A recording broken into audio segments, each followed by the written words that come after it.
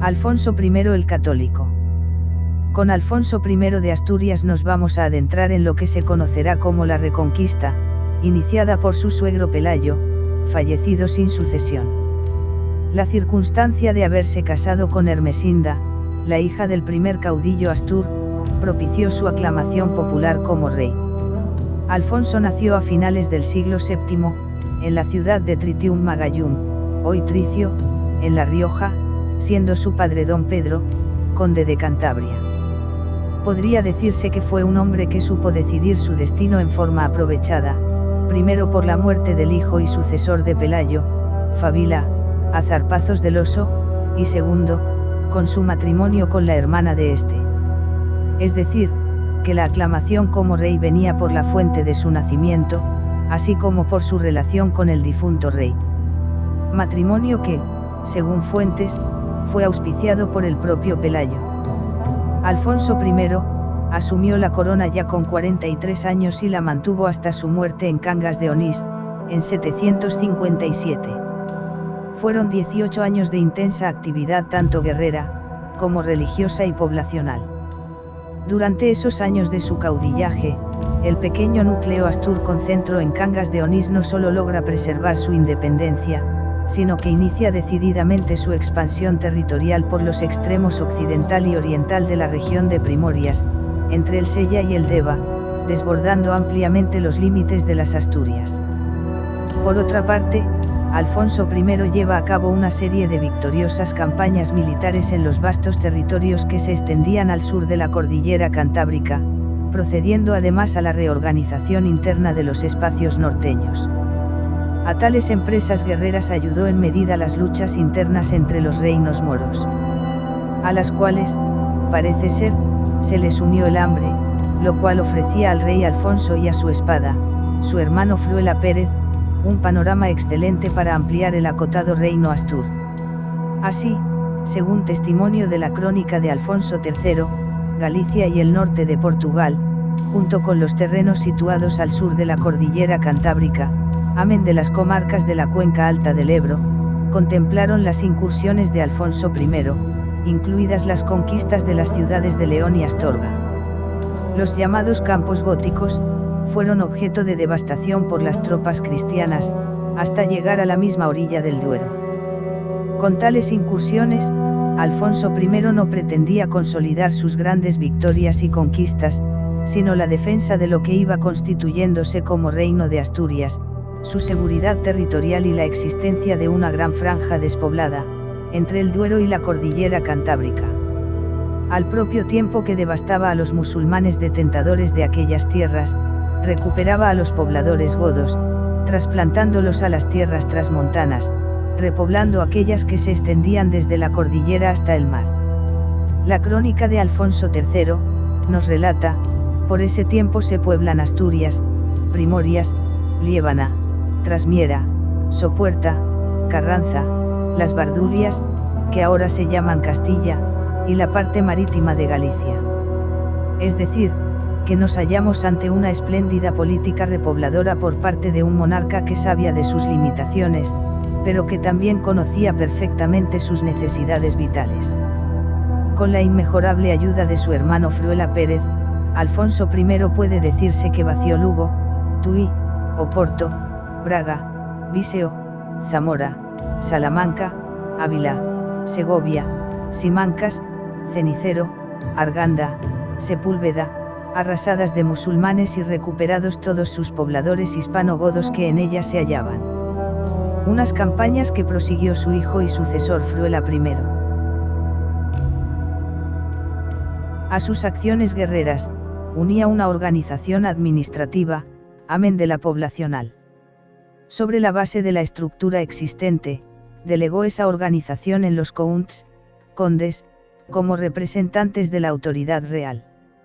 El método poblacional se alimentaba con la incursión de las tropas cristianas, la matanza de los moros, la recogida de los cristianos o simplemente godos, y su traslado a las tierras ya firmemente aseguradas. Pero, es más, ellos provocaban que se crease un yermo, una tierra de nadie que hacía una magnífica función de frontera dado su estado desértico. A todo ello Alfonso lo completó con una seña de identidad que iba arraigándose con más intensidad, la fe cristiana. Alfonso I, señalado como el católico, fue consciente que necesitaba un nexo entre sus súbditos, sin perjuicio de la necesaria defensa frente al musulmán. Pero él pretendía ir más allá de la extensión de la Cangas de Onís recibida de su suegro, y la cumplió. Con tierras que llegaban desde Galicia hasta Vizcaya, más las ciudades dichas de León, Astorga, y parte de la actual Castilla. Asimismo, fundó el monasterio de San Pedro de Villanueva, cerca de Cangas, y el de Santa María de Covadonga, ninguno de ellos conservados en la actualidad. Alfonso falleció de muerte natural en 757 y recibió sepultura, según refieren el obispo Sebastián de Salamanca y la primera crónica general, en el monasterio de Santa María, cercano al municipio de Cangas de Onís. Dicho monasterio, según refirió el cronista cordobés Ambrosio de Morales, es el de Covadonga. En el mismo monasterio fue sepultada su esposa, la reina Ermesinda. Según la crónica de Alfonso III, tras su muerte se produjo un hecho milagroso, lo que contribuyó a que pasara a la posteridad con el apelativo de El Católico, pues mientras su cuerpo era velado en palacio por los guardias, se oyó la voz de unos ángeles que cantaban: «He aquí cómo desaparece el justo y nadie repara en ello, y los varones justos desaparecen, y nadie se da cuenta en su corazón. De la presencia de la iniquidad ha sido apartado el justo, en la paz estará en su sepultura». Matrimonio y descendencia. De su matrimonio con Ermesinda, hija de don Pelayo, nacieron los siguientes hijos. Fruela, 722 a 768, que sucedió a su padre como Fruela I de Asturias. Vimarano, M. 765, asesinado por su hermano Fruela. Adosinda, esposa del rey Silo de Asturias. Fuera de matrimonio, tuvo un hijo con una esclava musulmana llamada Sisalda, este hijo llamado Mauregato, a la postre rey de Asturias también. Ahora vamos a introducirnos en el reinado de Fruela I el Cruel, que fue el cuarto rey de Asturias. Veamos. Al morir Alfonso I, su hijo Fruela fue elegido rey. La elección probablemente se haría al estilo visigodo, es decir, por elección popular. El nuevo monarca comenzó a reinar cuando en Al-Ándalus hacía lo propio el emigrante omeya Abd al-Rahman I, que consolidó la independencia de la provincia musulmana iniciada por su predecesor Yusuf al-Fihri. Se acepta que nació en el 722, por lo que tenía 35 años cuando sucedió a su padre. Dicen los cronistas que Fruela I fue de ásperas costumbres, y le reconocen un gran fervor religioso. Tuvo de pelear contra gallegos y vascones. No sabemos ni cuándo ni cómo ni por qué. Puede especularse sobre si se trataron de rebeliones contra el poder del rey o sobre si fueron luchas de resistencia ante una guerra de conquista por parte de Asturias. En el caso vascón la situación es más polémica, puesto que las fronteras con el Ducado de Cantabria no estaban claramente delimitadas. De entre los prisioneros que obtuvo con estas luchas figuraba una vasca llamada Munia, de la que se enamoró y en la que engendró a su hijo Alfonso, el futuro rey. La sangre vascona de este hijo le aseguraría en el futuro la unión y fidelidad de los vascones durante el reinado de su hijo. Algunos cronistas árabes le atribuyen la conquista de Lugo, Oporto y Segovia, en vez de hacerlo a su padre Alfonso I. Se aventuró a poner fin a la crisis moral que padecía la Iglesia desde las postrimerías de la monarquía visigoda, castigando y prohibiendo el matrimonio y concubinato de los sacerdotes, permitido desde la época de Witiza. La medida favoreció el crecimiento de la Iglesia. Mató con sus propias manos a su hermano Vimarano por haber ambicionado el trono. Sobre este hecho, del que no se tienen más datos, puede especularse diciendo que es posible que Vimarano pensara en suceder a su hermano Fruela en el trono, y que su ambición quedase frustrada cuando Fruela se unió a Munia y tuvo con ella un hijo. Avala esta idea el hecho de que Alfonso tenía 4 años a la muerte de su padre y que pasaron 23 años para que pudiera reinar. Fue asesinado por los suyos en Cangas en el 768, quizás su primo Aurelio, que le sucedió en el trono, se encontraba entre los conjurados. Un cronista árabe dice de él que superó a su padre en bravura, habilidad para el gobierno y firmeza. Ejerció un poder incontestado y tuvo un reinado glorioso. Repoblación. Fruela y favoreció la repoblación de Galicia hasta el río Miño.